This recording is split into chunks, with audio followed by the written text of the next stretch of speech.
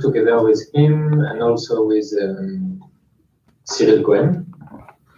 So, to give a bit of context, the aim is for the new standard library. We would like to understand better what are the pros and cons of canonical structures and type classes. And in particular, we need a mechanism to overload notations, to overload operator names, and overload lemmas. So the basic idea of this experiment is to rebuild the mathematical content library using type classes, because it's currently built using canonical structures, and we would like to know if it's possible to do something similar with type classes. So the current state of the development for this experiment is somewhere on GitHub, and the spoiler is that the experiment, I've not managed to rebuild mathematical component libraries, but there are a few things I can share with you.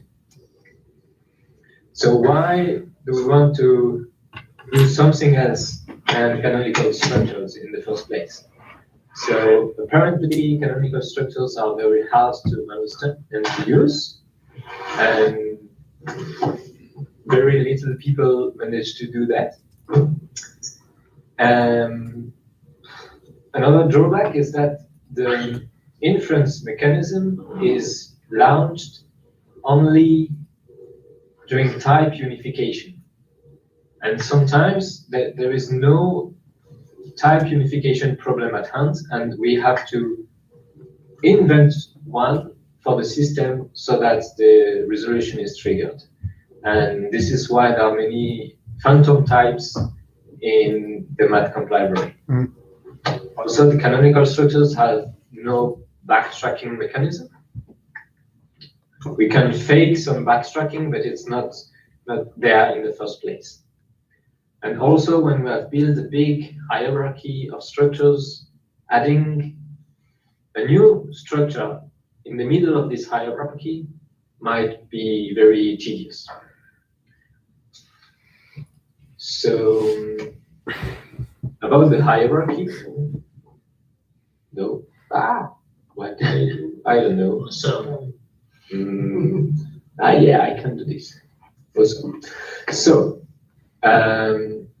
this is extracted from the SS Reflect manual from a few years ago, so maybe it's a bit outdated, but this is the basic shape of the hierarchy, and there is type, EQ type, choice type, and then on one side you have counts type and fin type, and on the other side more algebraic structures like rings, modules, algebra.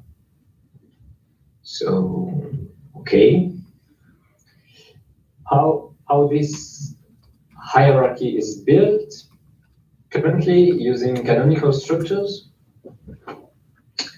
So this example is our choice. So to go back to the hierarchy, we have EQ type as the basic type and then choice type. So a structure is a type equipped with some operators, and these operators have some properties, some specifications. So first of all, there is a record that's called the mixin that packs together the operators and their properties. And then out of this mixin, we build a class which packs together the base class, here the equality, and the mixin. And finally, there is what is called the type, and the type packs the actual type and its class. So we have two layers of packing here, and in particular, the sum is a projection of the type.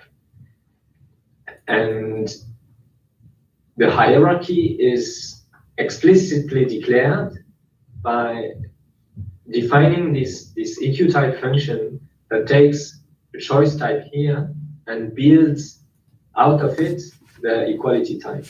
So these require unpacking this type to access the class, and we access the equality class and repacking the equality class into an equality type. So this manual step here is a bit tedious and declares the way to obtain an equality type from a given choice type. And how is this used? So for instance, the user writes some lemma like this. So given some choice type T and some X of type T, actually the sort of T, then X equal X. So here, this is what the user writes, and there is an implicit argument of this equality, which is the EQ type, some EQ type. So when type checking this lemma, we need to infer the value for this implicit argument, and it's a value of type equality type. So how this type is found? It's by unification. So what do we know about X? We know that it is the third argument of this operator of this equality, and the type of this operator says that its third argument is the sort of its second argument.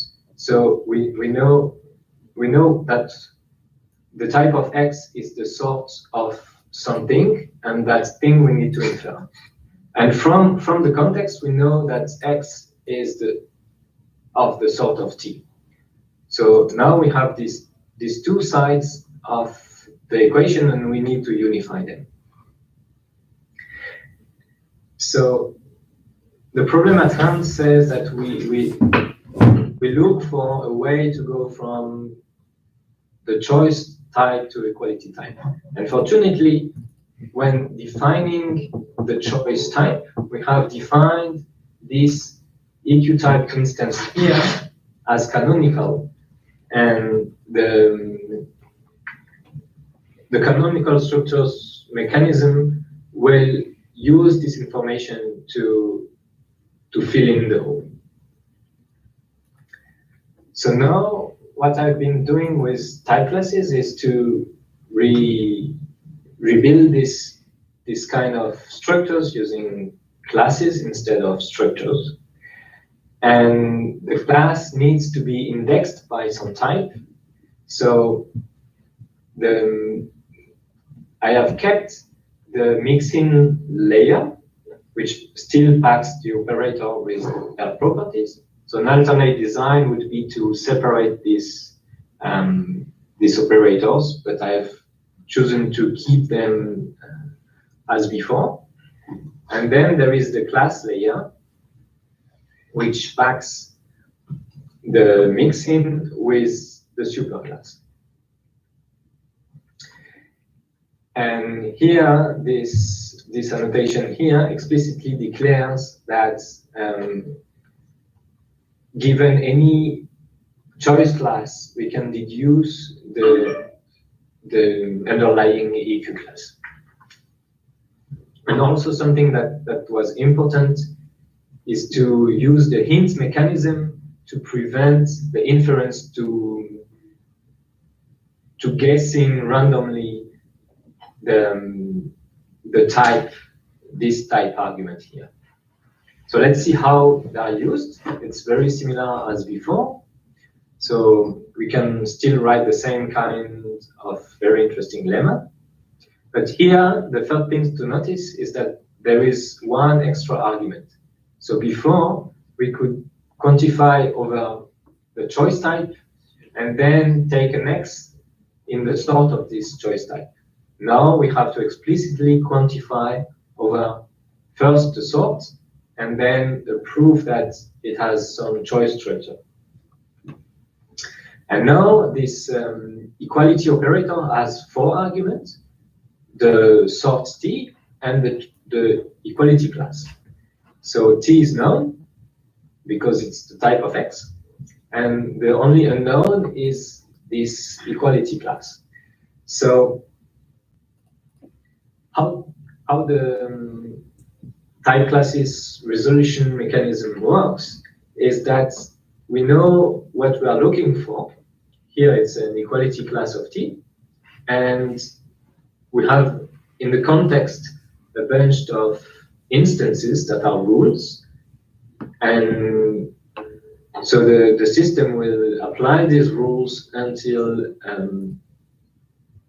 a solution is found.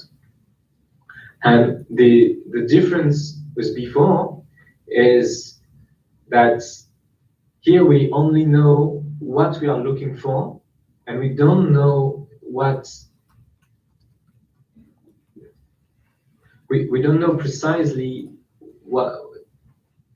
There is nothing special about this instance here of the choice class of T.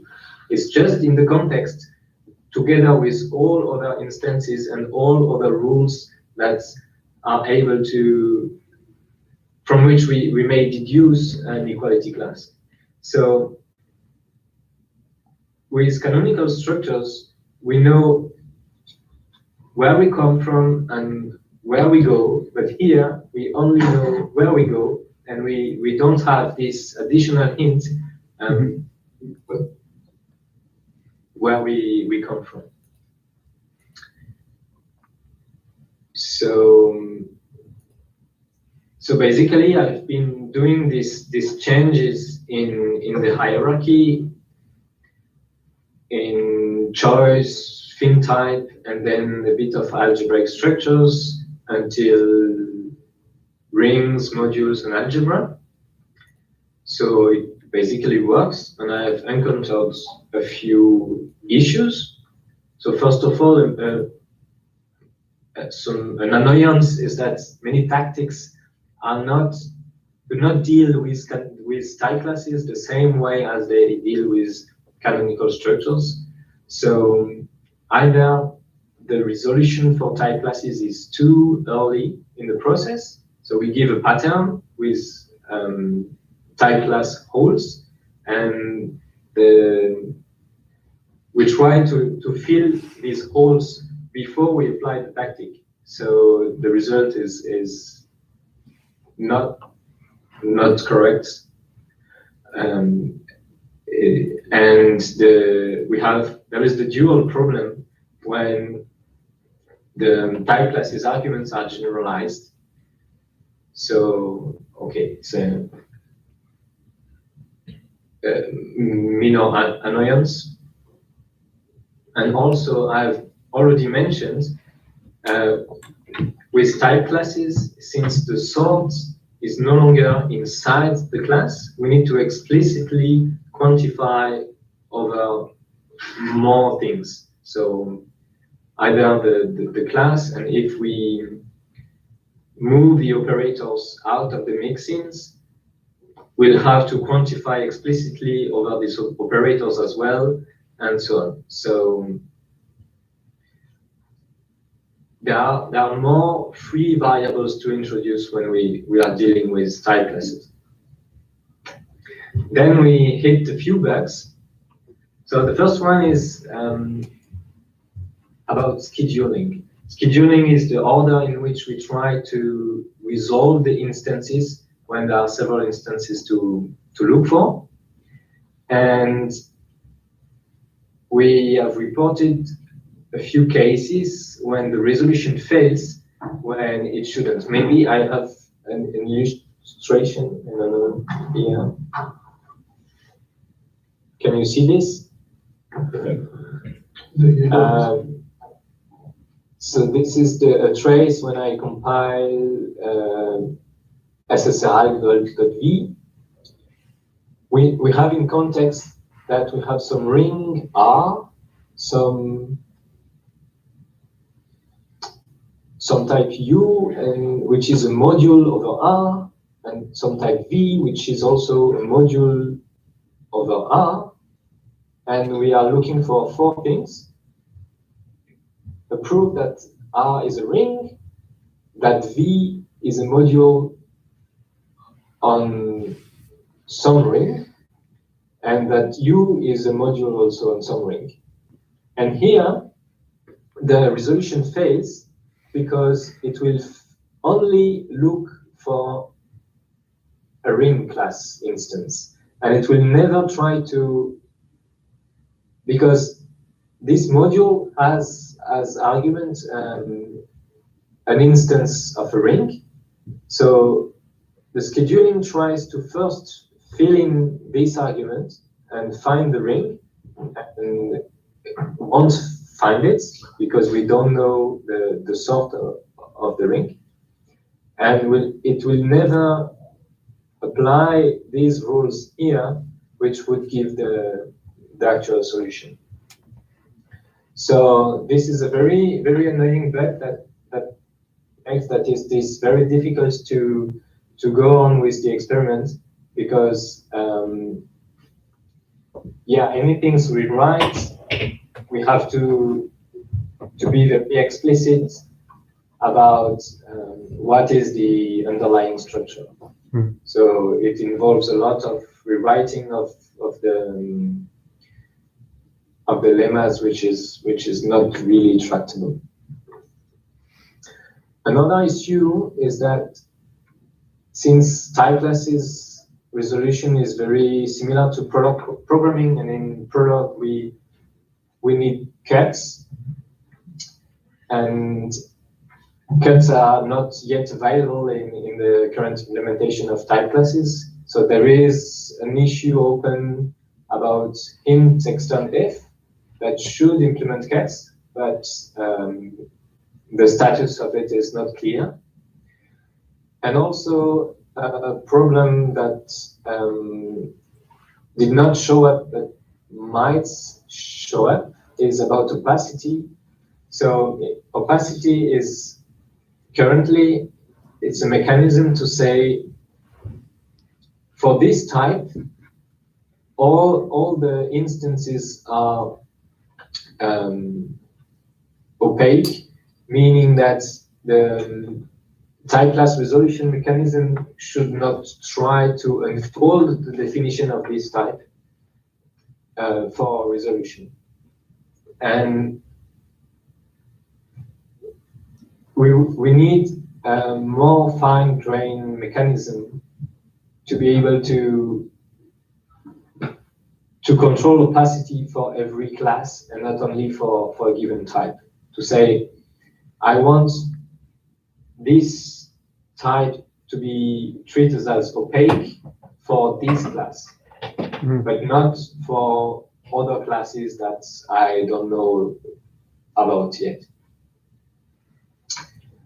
And finally, I think I've mentioned this already, we are concerned by performances, which is, so we did not measure any performance impact yet because we didn't go very far in the hierarchy.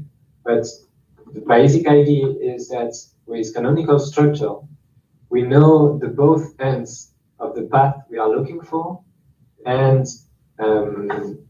all these paths are registered in the big table of canonical instances. So finding a solution is just looking for the right entry in the table. Whereas with type classes, we only have one end of the path, and since we don't know the other end, it's difficult to guide the resolution.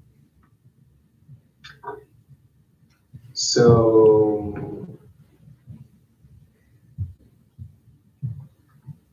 yeah, the current state of this experiment made me a bit worried that it's possible to really use type classes as there are. So one question that arises is how come it works in other programming languages? So doing some guessing is that, for instance, in Haskell, the hierarchies that we may encounter are much more shallow, and especially because here we have refinements by adding properties, whereas in programming languages there is no specification to add, and this kind of refinements that exist, for instance, between a commutative ring and a ring, would not exist in usual programming languages. And also, it's very rare in programs to have big literal constants that say a big polynomial or big matrix. If a program manipulates this kind of object, it won't appear as a big literal in the source code. And so as I mentioned, the experiment didn't go very far, but I fear that adding more and more arguments when there are more and more classes will become much more annoying, and also we may hit some performance issues. So I have some questions for the audience. Will the open issues be addressed? And when they are addressed, should we carry on this experiment? And a more broad question is, maybe neither type classes nor canonical structures are the good tool, and maybe it's called unification hints or LP or I don't know. So thank you. Okay. So I guess I can answer a few questions. So if you come back to the issues. These or those? I don't know. The second one, yeah, mostly. So the first one is due to the way resolution has always been done for type classes, which is through eauto, which takes a set of goals, and basically you have to choose an order in which you resolve the goals. With the introduction of hint mode, I did not generalize this so that each constraint could be considered independently to be filled depending on the mode. And that would allow, for example, to postpone the first constraint that does not match any mode to get to the second one, which gives you a solution. So I think that's possible to implement, probably not too bad. So can you give an estimate of for people who are not expert in this area? How much work is it? I would have to try a little bit to see how it fits with the goals. So basically, you have your eval map, you have your set of constraints, type constraints. If you try I don't know if you can do that. If you can try naively to look at them in the order in which you usually resolve them, check if their mode is correct or not, if like resolution can be triggered or not. And if that's not the case, move to the next one and do a fixed point computation on this.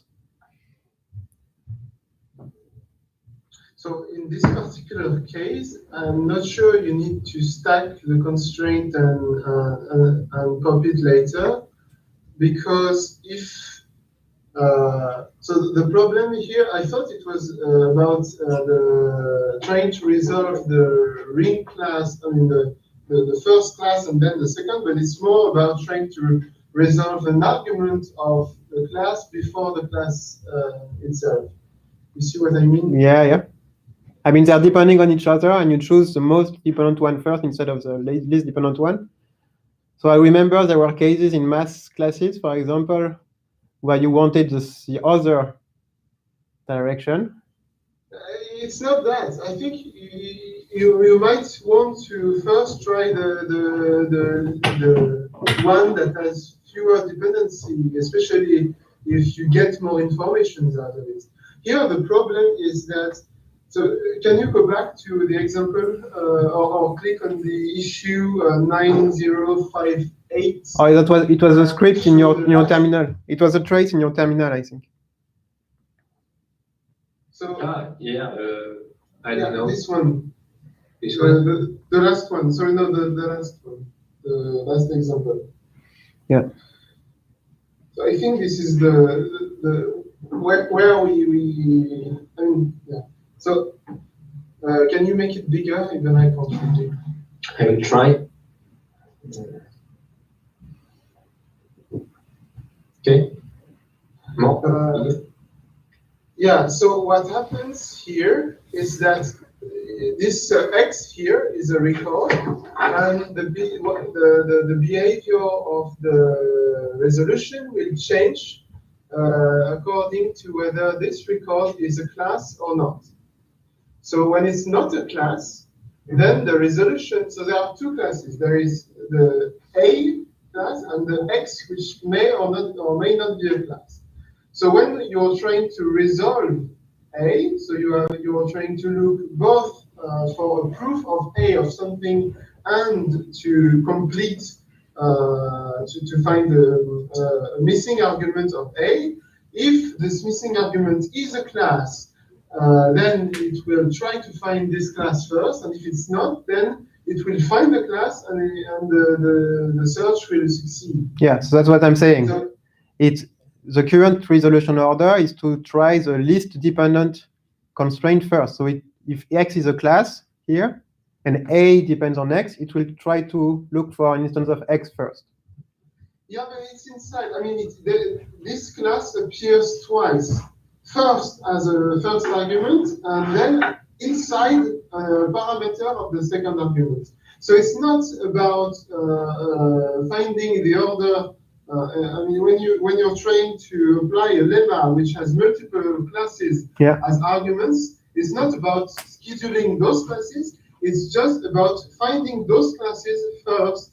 So the first one will not succeed. You put it on the side. It's okay. Let's hope it will be found later. And then the second class, you're trying to find an instantiation for it. Yeah. But do not try to resolve the same problem you just skip a second time. So this problem appears twice, whereas it should happen. It should appear only once. You see what I mean? I'm not exactly sure. So here we are trying to find an A, an instance of the class A. A on X and 0. A is parameterized by an X. Yeah. So we are also trying to find the precise type of this hole. Yeah. So the hole appears twice, right? Yes. As the first argument of 0, and as its and it appears in the type of the third. The type of in the type of the third argument. Yes. And in the type of the third argument. Yes. The thing is, it's okay to first try to resolve it at the first position, but when you're trying to resolve the class A at the third position, not to try to find X again as an argument of A. So I'm not sure how to resolve this, but intuitively here the same search is triggered twice, and if it solved the goal the first time, then it's okay. If it didn't, there is no reason it should work the second time, and the priority should be given to the class on the top, not to its arguments. But I mean, here in this case, it's exactly the same, but in between the two arguments, it may have resolved something and then learned, right? Yeah. So what would you do in that case? So it's fine because here, so this example will not. No, this example, where you see 0, the argument that is 0, of course you don't have anything to resolve. But if this was also a hole. But you have more information about the class X. Because it depends on the thing that are before. Yes. So you don't like. No, you could. But you maybe a resolution. No, you could have learned. Yes, because it's the X. It is also the first. You could have learned something on the first argument, and so the type of the third hole could be more specific. Then you can reschedule by hand. You can say, let's try to resolve the first one last, and you can change the order of the arguments. Here, however you try to change the order of the arguments, you can't succeed because it will look for the. No, but I was just trying to clarify the. No, but you were- I think were- I think you're misunderstanding. There is no second resolution for the class X here. There is one for the first argument. The trace says otherwise. What? Yes, here the trace reports looking twice for X and never for A. But it's probably just because we are calling type class resolution once allowing it to fail and once not allowing it to fail. It's just different traces. What? I didn't get that. It's probably because there are two phases of type class resolution that we launch. One where we are allowed to fail, where the resolution does not have to give a complete solution. And the last one, when you try to finish the definition, where it does report an error if something is not resolved. I think it's two different traces. How do you explain there is never any search for A? Because we fail on the first instance, so the resolution is started on X, an instance of X, an instance of A that depends on it. It always fails on the first one, but it is launched twice. Can you? Yeah. Well, when is the first time? What triggers the first run? Good question. Maybe a conversion. Is this documented anywhere? I mean, you're saying that in general, this is not specific to this example. You mean in general, we run resolution twice? We might run resolution twice, quality, yes. They're checking the quality. Okay, see. Yeah. Sorry, I didn't. It's the last resort of the checking of the quality because the right hand side is a NAT, while the left hand side is what? Is Next, yeah. okay, I see. Yeah. So it's a very particular case here. If unification fails, it will try to saturate using the type class resolution first, but that is allowed to fail if we don't have enough information to finish resolution. Is there somewhere we can read about this? Just curious. Because No, that is not specified. just the entry point. I mean, not the detail, but just the entry point. Good. In the code, yeah. Even if there are two phases, I still don't get why the type class search stops after failing on X. When it's allowed not to fail. We are running late. We are running late. Yeah, so I would say, as a chair, I mean, you're right. We are going to move on to the next topic. But It's a bit sad. just a quick question. Just a quick question. X, there is an inhabitant to X at the end, which is 0. Yes. So shouldn't it be that? No, not 0 here. Which is the first parameter. Of MKX 0, yes. Yes. Yeah. So should it be that when you type check 0 underscore 0 underscore, you should declare the first parameter of A, which is 0, as an instance of X. So that's on purpose that I didn't do it because in the more complicated. No, not you. Don't want to do that. No, not you manually, but that automatically because you have. No, that's not possible. It's not It possible. should not happen. There should be the point is that You don't want to specify it. in the more complicated examples, there should not be a default instance for X, even figured out by the system. It should be done by the resolution of X. Yes. Yeah. No, I don't mean the default one. I mean adding it in the database of instances. So at the moment you declare Why A does it 0. work if you start by A and not if you start by X? If you start by A, at the end you insert an instance for X. And why don't you find the instance for X from the very beginning? Just because the instance for X is deduced afterwards. No, because maybe you want two instances of A that which will differ by the second parameter Y here.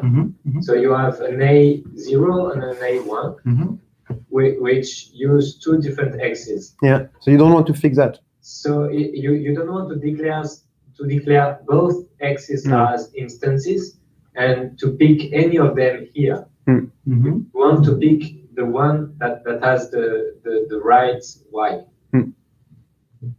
Yes, okay. You mean you need You need to resolution. reflect You need to do that. dependency, Dynamic. the Yeah, I'm afraid dependencies we're that. gonna have to move on to the next Yes, topic. but But guys, Maxime, please Maxime, next time, when you want to have deep technical discussions, just ask for more time in the schedule. okay. That's the advice I can give. So I had a non-technical question, which is just to ask about the comparison between Vincent's effort and the work that was done several years ago by Bas Peters and Elise van der Vegen and Robert In math Travers. classes. Yeah, and there are a lot of type classes they run into all these issues about efficiency, order of resolutions, bundling or not bundling, and so on. So I was curious, like what is it? Some work that is related, like taking inspiration from it, or inspired, or independent? I was just curious. To Vincent. Yes. I think I can answer. So what they did basically in the end is they settled, as far as I know, they settled for an almost completely unbundled approach. Mhm. And so they really hit the issue of having huge contexts to declare, and so, Yep. so even forgetting about the performance issues and so on, and the order of resolution. So basically, I think we are not restarting from scratch. We are choosing another approach. That's the one they. Okay, so using more bundles. More mix-ins, and that works well. The mix-ins. Yeah. Yeah. So the idea is the same as math classes, except we keep the bundling of math comp to try to get math comp get through. Okay, because all right. But yes, we are inspired by We are inspired. We don't restart. They had many arguments against bundling, so I mean, let's not talk about this now. But I will be curious one day to understand, how you plan to solve the problems about bundles that they wanted. But let's talk about this another time. Yeah, we need. Yeah. Yes. So let me just to say that Larry Paulson recently wrote about this. So just for the next meeting, maybe you want also to consider. He had many thoughts on what's about bundling, but also I think some people already know. So he was discussing bundling versus not bundling. So this is another reference, guys. You might want to. Can you put the link on the agenda? Yeah. Yeah, it's you go to Larry's blog. It's in the blog, or I think Maxime knows. So maybe you can for the next meeting. There's another reference, and also Edward. Just a very brief comment. Another related work is Edward Tank. Edward Tank, he compared type classes in Haskell because he implemented the module system, so he has a bit nice idea of Haskell. Because not everybody agrees that type classes work in Haskell. Okay, that's it. Okay, thanks. Okay, so now let's talk about Coq project. Arthur. Yes. So, Coq project file. Yeah, so it's a very short point. I realized, and I was not the only one to realize, that Coq project, if you put some flags in it that are not recognized by the Coq project parser, you run into tons of issues. There is this undocumented -arg thing that allows you to pass, nevertheless, some flags and so on, but the syntax is really horrible. And my question is very simple: is it possible that the Coq project file be parsed by the same tooling mechanism as the one that's used for Coq Top? And in particular, that it will accept like all the flags that you can pass to Coq Top, because that would be factorizing code. This would be very convenient for the users, especially when Coq project files are generated by a makefile.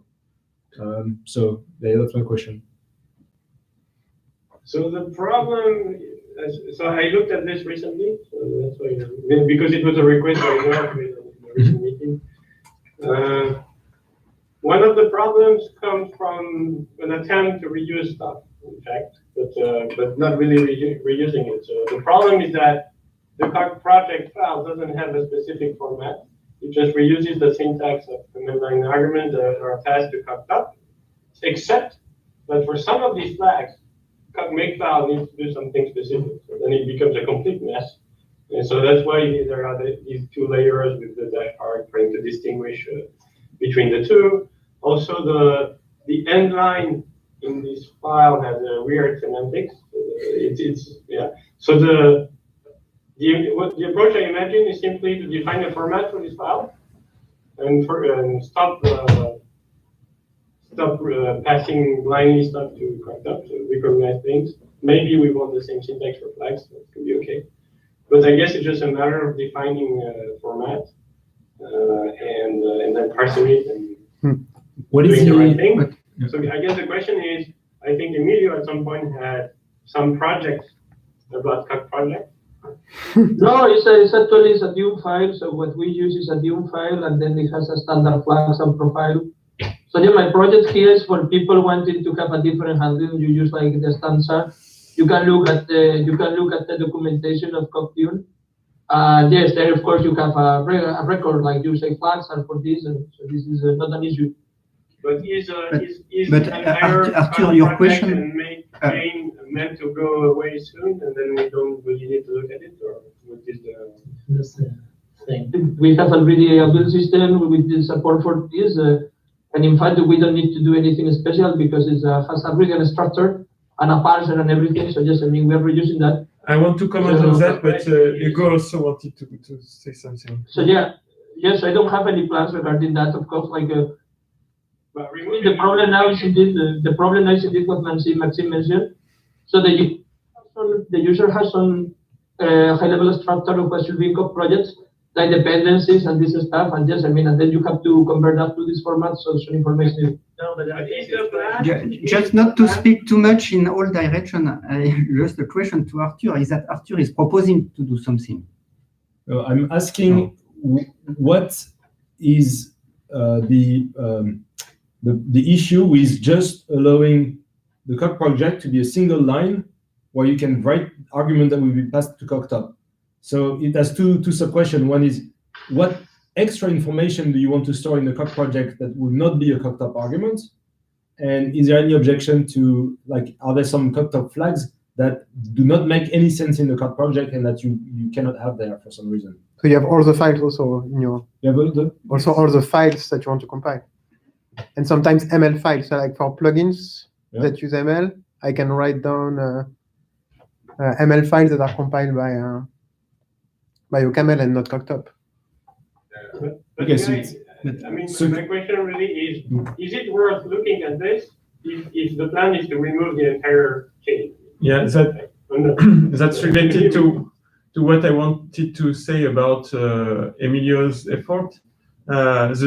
If the Dune project is going to, if the Dune files are going to replace this, the Coq project is still useful for editors, and maybe we don't want the editors to need to learn about how to parse Dune files. I don't know. Well, so actually here we will get some benefit from this because we can just reuse the support. So this is still some work going on, but they work a lot last week, as I understand. So yeah, usually the editors should get all the information they need. So well, what Dune does that for editors is to generate a kind of Merlin file. So should be fairly easy to generate something like, editors should never need to read the Dune file. In fact, they should get like something similar to Merlin, fit by Dune. So yes, but still there is some discussion how to do that properly. It's the same level thing.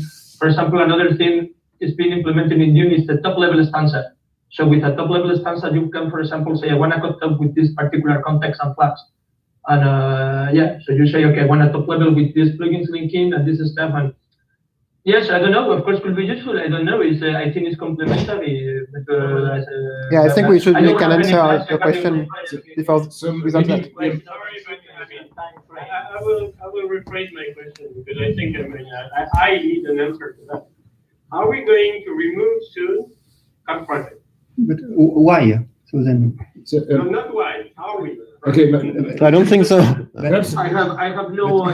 So you are saying no, basically. No. To that. I don't know. But what alternative? Hugo is wondering how could we remove Coq project? And I suppose Maxime. The answer is no. There is no point in discussing why. Yeah, but no, but I mean the reason why you were saying this is because of Dune, right? Yeah. But because Coq projects were invented for Coq Makefile, if June replaces Coq Makefile, then maybe there is no need for Coq project anymore. Yeah. So maybe my mistake is I didn't ask the motivation which led the discussion to. You say Coq project are used by Coq Makefile. My use of Coq project is completely different. I just want to be able to execute Coq IDE in any of my folders and immediately be in a working state without passing extra arguments. And for that purpose, do we still need like some variant of Coq project, or can that be used by the same like Coq Dune file or whatever? Yeah, maybe. So it's related, but there are two main goals. If we switch to Dune, then it's up to Dune to generate from his configuration file something that looks like the Coq project. Okay. So what you call it the Merlin file, but call it as you like. It's the No, same thing. for Coq ID, what it will do is to actually pass the command line flags Coq ID needs, like the way that for the compiler. No, I was just asking. Like, I don't have plans to I think I have at some point. I think Coq Makefile and Dune can coexist just fine. It's just they provide different set of features. So I mean, the thing is, changing Coq project, of course, is going to have an impact, but I don't see a reason like so Dune is compatible. You can build everything with Dune, and you can still a Coq Makefile project works fine. So it's not going to disappear right now. For example, you can use like Dune for your libraries, and then you will. I mean, we need to. I don't want to advertise it yet because it's really we need to tweak a few things. But so I mean, my solution to this problem of Coq project was actually to reduce the Dune format, which works well for this. But so I don't have a plan. I think to Maxine, I don't have a plan.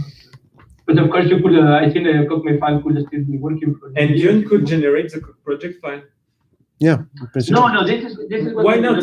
Why not? Happen. Why not? You can just because I think the Coq Makefile, the way I understand Coq projects, of course we could, but I mean, it's better for Dune. It's better to just call Coq ID. No, but if you are just call Coq ID, if you are in a directory where you have a Coq project and you open Coq ID, then it will use the Coq project file. Why shouldn't it be the case when you are compiling with Dune? Yeah, because I'm not sure things. Well, maybe I don't know, but the final user is not going to use Dune to start Coq ID. The final user, exactly, Coq ID installed in his system. Yeah, absolutely. But I mean, this is the same way you use a camel or you use. Yes, so if we want to do something like Merlin, then I think Coq project is not the right format. Yeah. So I was okay. So I mean. The thing is, I don't like the Coq project format because it has no structure. So even so I don't know. I think I understand now what you're saying, and I think we can almost conclude. So, if the only remaining goal is to support opening Coq idea in a project and then finding the right options, then there is a lot of redundant information in the Coq project file today. You don't need the list of files. I think you just need the path, you need the options, that's it. And also the format has no structure. So basically, I guess what we should do is a proposal for a format of the equivalent of a Merlin file for Coq. Yeah. If we want to do. But my point is Merlin files are going to be tweaked soon. So my intention a priori is to reuse the same format for Coq. Which will be very easy. So they're going to publish a stable library for handling these files. So yes, Coq of course will have to depend on this library to parse these Merlin 2 files. But I think Merlin 2 files works. For instance, I will reuse that. And this is something that it allows you to call like OCaml or Coq with directions. So this is what I will do. Yeah, I mean, it's my personal thing. Is the more less effort for us to reuse this. I mean, but and you say that Coq will need to depend on that library, but it will only be Coq ID that will need to depend on it. Running a bit late. Yeah. So well, last comment is very interesting. So of course I think Coq Makefile can exist for many years. It's not a problem. Or Coq Makefile. I mean, Coq Makefile is not Coq. It's another tool that is distributed. So it's okay to have just very last comment. So I'm convinced now. So for further discussion regarding this system of files, I'm convinced now, and maybe you can see there is a patch in the other Coq evidence therapy because we needed that for plugins. Coq really needs to depend on file lib. Because of some technical reasons, either we do a linker or we reuse the file linker. So in a sense, I feel like is to think about like whether Coq should depend on file lib, which I think is makes sense. to interact with OCaml, to depend on FileLib and link to FileLib. It's not about and also at some point FileLib, which will depend on this like OCaml conf library, and they use that. Okay, so these are two small dependencies to Coq, but I mean like I think that's an interesting topic, but I think okay. So something in there. So let's so after we just maybe try to make progress later on proposing a format, maybe decorrelating the Coq file from the ID concerned. Yep. So the structure problem. So can we now talk about the SS reflect introduced variables? Yeah. So it's all written in the agenda of the jour. Essentially, in SSR, when you introduce variables anonymously, they have a special display and special name so that you can't reuse it. And sometimes when you're in like working and constructing a script, it's useful to refer to these names. Also, there are some kind of formalizations where you just can't afford to name everything, but you still want to be able to refer in some places where you have some intuition that the name should be robust. And there is this new mechanism that Enrico implemented, where you can give like partial like prefixes or suffixes, and then this will be used like to create new generated names. So in this case, you have half of the name that is generated and the other half that is not generated. And then I don't know what the status of these names will be. Will they be like anonymous or not? I think it makes sense to be able to refer to these names, given that you give some unique prefix. But okay. So anyway, my question is, can I have a mode that I can use that will be either by default or not by default? It doesn't matter too much to me, but some way for me to ask SS Reflect to give normal names to the anonymously introduced names. So you mean breaking the entire idea behind the inaccessible names? You can still activate this feature as if you like. I'd like to see this as an optional features for people who absolutely want to use this and that have kind of developments for which it is feasible to use it.